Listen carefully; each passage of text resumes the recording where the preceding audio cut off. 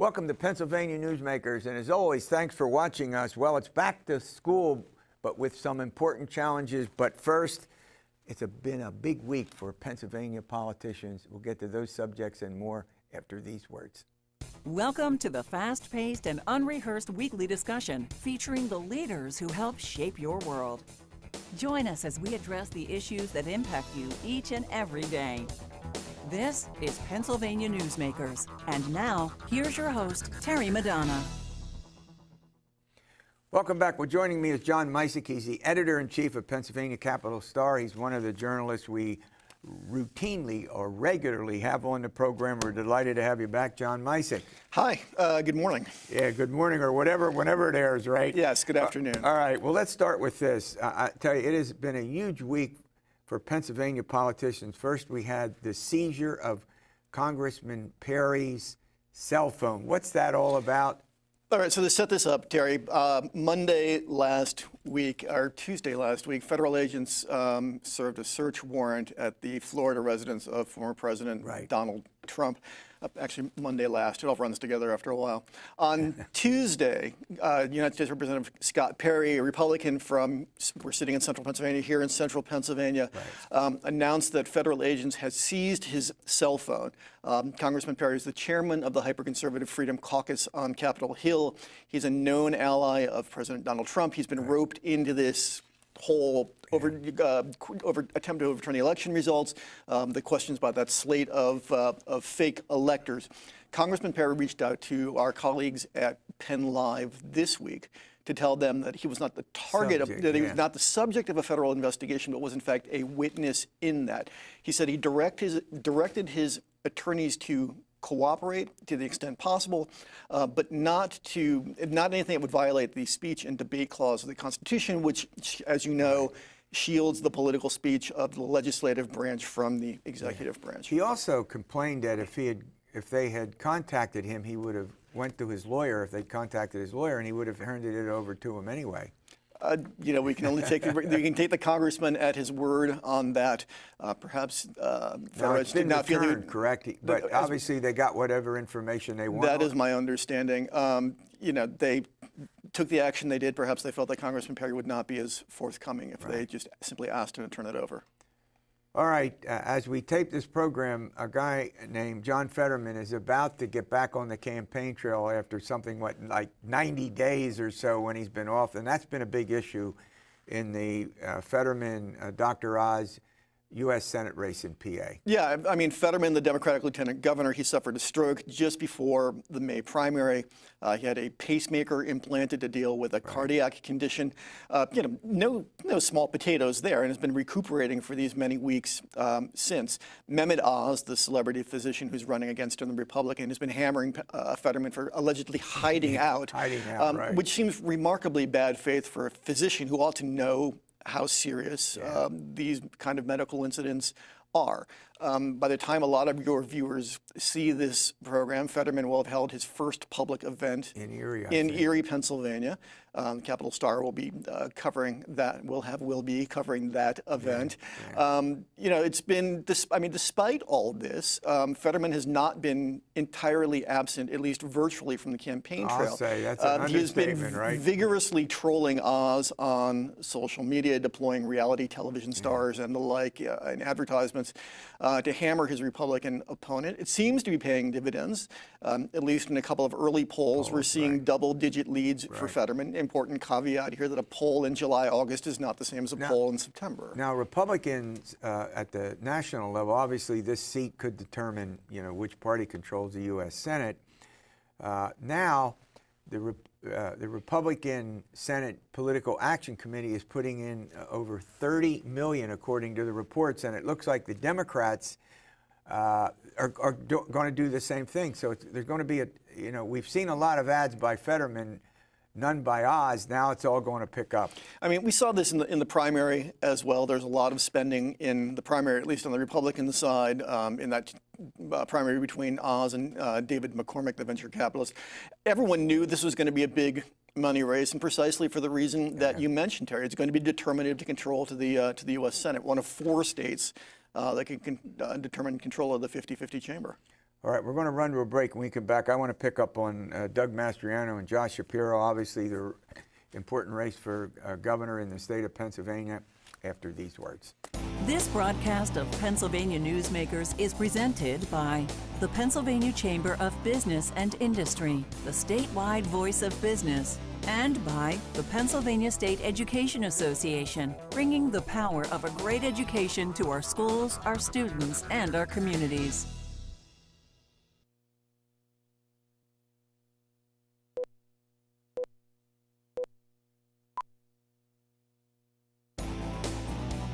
This broadcast of Pennsylvania Newsmakers is brought to you by the Pennsylvania Highway Information Association, the go-to source to learn about transportation projects and issues.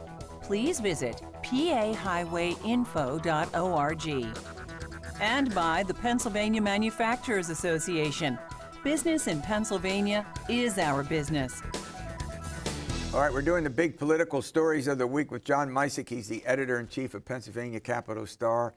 All right, John, Doug Mastriano, Josh Shapiro. Mastriano was in the news in a major way, I'll put it this way. Senator Mastriano, Republican from Franklin County, another Trump ally to kind of tie things together with our first block of the show, who has spread baseless claims of election fraud and questioned the election results. Was at the Capitol on January the 6th. May or may not have been closer to the building than he originally let on. He was subpoenaed to testify by the January 6th committee. He was supposed to make that appearance last week. He cut it short, very short, after about 15 minutes, and ended the interview. He has previously questioned the credibility of the panel. He, I think, wanted the ability to record it because he feared it would be weaponized against him politically in his gubernatorial campaign. So again, this is Pennsylvania, Terry, really at the center of this national storm ongoing more than 2 years later over the election results. Sure.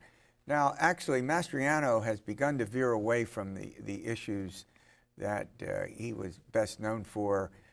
Widespread corruption. Donald Trump won Pennsylvania, he won the election. He got into the abortion, no abortion under any circumstances, not for rape, incest, or to save the life of the mother. I think it's called a heartbeat situation.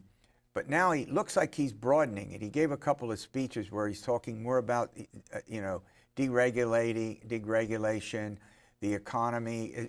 You think he's shifting away to try to change the emphasis from aspects that aren't very popular with the voters? I would not say that he is racing to the middle. Certainly he remains as unapologetically conservative as he ever has been. But Republicans know, and we saw this in Kansas last week, that abortion is turning into a political loser for them. So it's not surprising to see him sort of, he's not abandoning it, certainly. And if you look on his website, all of those policy positions are still there. But if you shift the emphasis away, at least in the political, in the public messaging, it creates this perception. The guy still believes what he believes, even if he's not talking about it. He's a Trump loyalist. He won the nomination in, what, a 9-person field, largely because of the Trump base. Of the endorsement. But if you want to win in Pennsylvania, he has to broaden his base, doesn't he? How else can you carry a huge, diverse, complicated state politically like Pennsylvania is without doing what? Yeah, I mean, you have to make that appeal. Whether or not that effort is ultimately successful, we'll find out in a couple of months' time. Well, I don't think, let's go to one other subject before I let you go. I don't think there's any doubt that the abortion decision by the United States Supreme Court, there's no federal right, constitutional right to abortion. It leaves it up to the states. We had this situation in Kansas. But the fact of the matter is that is energizing Democratic voters. It looked like the Democrats were going to get hammered pretty badly in state elections as well as elections for the U.S. Senate and for the U.S. House of Representatives. But that looks like the Democratic voters are much more energized than they were just a couple of weeks ago. Yeah, I mean, again, we'll go back to that result in Ruby Red, Kansas last week with a constitutional amendment that would have dramatically restricted access to abortion services. I mean, not only has that energized Democrats, Terry, but if you looked at the numbers in that vote, it was also clear that there was some Republican crossover as well. In a lot of ways, the anti-abortion forces are kind of like the dog that caught the car. They had been striving for this one goal for these many decades, but didn't really have, that that plan B after they got what they wanted. And when, they stepped in and said, okay, we're going to ban it everywhere at all times, even Republicans were kind of like, oh, wait a second, now maybe that's not exactly what we want, or we want more of a say in how it's done. All right, now conversely, it looks like the, how do I put this, the seizure, the invasion of Trump's home down in Palm Beach has led to a reaction among Republicans to rally behind Trump, urging him to declare for the presidency. He's not declared yet. He has hinted on a number of occasions that he's going to run, and his supporters think he's going to run. But now there are a lot of Republicans, even in Congress, who have stepped up, and it looks like, and said, maybe we need to take action against the Attorney General and the FBI for what they did. But it does look like it's a motivating feature for Republicans. So we have two things going on here at the same time. Yeah, I mean, let's make one thing abundantly clear for the folks at home. This was not a raid. This was not an invasion. It was a legally executed search warrant. Had a search warrant. It's authorized by a judge from an FBI that is run by a Trump appointee. Yeah. The president has been I've been getting the fundraising emails. The former president has been dining out on this, claiming it was a Democratic raid, claiming it was an invasion of his home. None of those things. Well, that's what Democrats have been saying. None of those things are true. What is true is that that this has at least galvanized the MAGA base to rally behind the president. We've seen some very, we should also add that we've seen some very dangerous rhetoric about threats to the safety of federal agents, about more talk about armed insurrection. It has energized them in some dangerous ways as well. Well, look, I want to thank you for coming on. All right, coming up, it's back to school, but with some very important challenges, and we'll get to that after these words. This broadcast of Pennsylvania Newsmakers is brought to you by Cross-State Credit Union Association. Credit unions, where people are worth more than money. To find a credit union that is right for you, go to ibelong.org. And by the Energy Association of Pennsylvania, Pennsylvania's energy information source.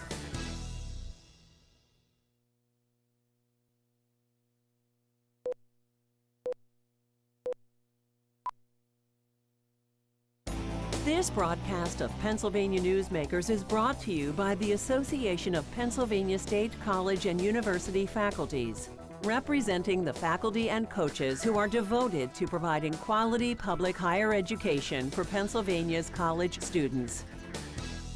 Well, as we head towards the end of the month, guess what? In the public schools in the state of Pennsylvania, the kids are back, I can put it that way. And joining me to talk about the challenges that educators as well as students face is Rich Askey. He's the president of the Pennsylvania State Education Association. Well, before I get to a couple of the, I think, really critical challenges that you all face in education, how are educators in general feeling about returning to school, heading back to school? Well, I spent over 30 years in the classroom myself, and about this time of year, the one good thing about being in the field of education is every year is a fresh start with new opportunities, some new challenges, of course. So that most educators, I was with about 600 of them just a week ago. All, just a few. Yeah, just a few of them, and most of them are really very optimistic about the new year. They're starting to post on Facebook. They're setting up their classrooms and pictures of what they've done because they're already in there getting ready. So there is an energy and a motivation among our members at this time of the year. Yeah, well, that's really important. You got to have that enthusiasm when you get back. Now, it's obvious that there's more funding, and we've talked about the pretty significant increase in the funding for the schools. But it's my understanding that teachers actually put a good bit of their own money into the classrooms. Well, yes, that's absolutely true. One of the things that I've seen tick up on my own social media with my members is they're starting to actually put up Amazon wish lists. Yeah. For people to go in and buy them things for their classrooms. But a lot of them do take money out of their own pocket to make sure that they're everything they need, the posters, the learning materials and everything are there on day one, because the first day is probably one of the most important days. Yeah. And I'll tell you, you have the teachers and the other staff, you just have to have a lot of excitement and enthusiasm in order to instill the same energy level in the students. You want, when you open that door on the first day of school, you want that energy, you want that excitement, you want the students to know that we're here, we're ready, and we can't wait for this year. Yeah. All right, well, as I promoted this, there are a number of serious challenges, teacher shortages, staff shortages. Every place you go, help wanted, help wanted, help wanted. I guess it's no different in schools this year. In some ways, it's actually worse, I have to tell you, because I'm looking at the schools that I just read today that Harrisburg School District, my district I'm from, is having actually a shorter school day at their Roland Academy due to staff shortage. So this is affecting the learning of our students in a very serious way. So we're hoping that the historic investments that have come from this budget will help school districts do the right thing by hiring people, paying people what they deserve, making sure they're substitutes, make the substitute pay worth a substitute coming in for the day and doing the job, because that's also a huge problem, the substitute shortage. Yeah. Well, the fact of the matter is, given inflation and the help wanted people raises, the wages that people make aren't making up for the inflation. In other words, inflation is eating up the dollars, and so I think that goes with competitive wages and benefits. You know, not just in your profession, but in a whole variety of professions as well. Yeah, in fact, it absolutely does affect the teachers, the counselors, but we're also seeing a shortage in our support professionals, the cafeteria workers, I was going to ask you about the that. bus drivers, and those people, their salaries are not what they should be, and and so they're having staff shortages, and so this is an opportunity again with the monies that the school districts are receiving to get the people in there so we can teach the children. Yeah. The other aspect of this that doesn't often get discussed has to do with stress. I mean, I spent 37 and a half years in a college classroom, and it's a little different, you know, in many respects. But stress can, and given this environment with COVID, even though it's declining, but the other aspects of students learning, and we'll get to that in a minute. I mean, make no mistake about it. That's the stress running from one class to another, being prepared, it's got to be an enormous burden. Well, and that's, again, I'll go back to the substitute shortage, because with that, our teachers, our educators, and the support professionals in the classrooms, they are extra stressed because they don't have their planning time. They're looking at classes, all of a sudden they have half a class from a colleague who's out that day, so they might have 10 more students in their class. Sure. So they're not getting their prep periods, they're not getting their lunch periods. I have members that tell me they don't even get bathroom breaks sometimes. Oh my.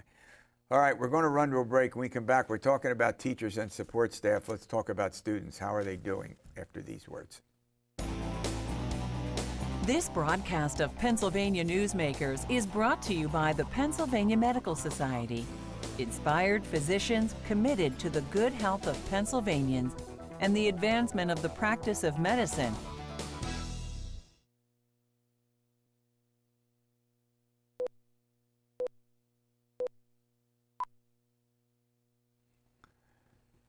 All right, Rich Askey, how are students doing? It's been a very, very tough couple of years. Take it.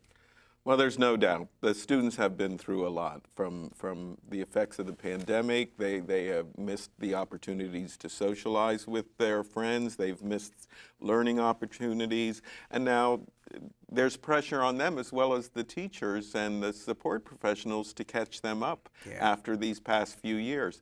There's a lot of focus on mental health, as there should be, and that's why one of the things in the budget with the $200 million grant for safety and mental health, that's hopefully is going to help bring those students up where we want them to be.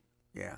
The other aspect about this, I don't know professionally because I haven't done it, but remote learning is not anywhere near the same thing as, you're doing it on Zoom or you're doing it on Skype. It just isn't the same as in person. There's connections that are missed when you're doing remote learning. There's that instant connection between, I was one of those teachers that walked through my classroom all the time. I was constantly, and most of the teachers are like that. They like to be close to their students. They like to be able to observe what's going through their students' minds. And I think that was one of the losses with this, is that individual attention was lost. Is there aspects of this that concern the mental health of students? Oh, absolutely. I mean, they like I said, the lack of socialization that they had, and the pandemic itself was traumatic for them. For a young person to deal with the pressures of being involved in a pandemic, and then they come back to a classroom where they haven't had the structure of a classroom for several months or more. And so that brings a lot of stress onto our students, and that's why we need those counselors, those social workers, and nurses in our schools to make sure that the community is supporting these young people. Now, given the shortages, is the record budget that the legislature and the governor agreed to, will some of that money be used for these support professionals and, as you talked about, counselors and other folks to assist students? Well, like I said, there's the $200 million for the safety and mental health activities to go on, so there's that. But the districts themselves can take those investments that they're receiving, they're getting record amounts of money, and decide to make sure that those counselors and social workers are there, that the support professionals, who play such an important role in our students' day, they make connections. In many respects, they're kind of undervalued, aren't they? Support professionals? Oh my, yes. Yes, they help bring the community into the school. They have those community connections because a lot of them are from the neighborhood. They know mom, they know dad, they know grandma. They play such an important role, plus doing important things like making children are well fed, that all these other things are done. You know what, you make a good point in a conversation that we had, that we need to focus on now is the future. It is now, and that's why the investment is important, and that's why we need to lift up the whole concept of public education. One of the things that you'd asked about the stress of teachers. One of the things that adds to the stress of the teacher is that unfortunate, unrealistic narrative that they have on teachers these days, and that has to stop. Teachers are there for the good. We'll see you next week for another edition of Pennsylvania Newsmakers, and as always, stay well. Sorry.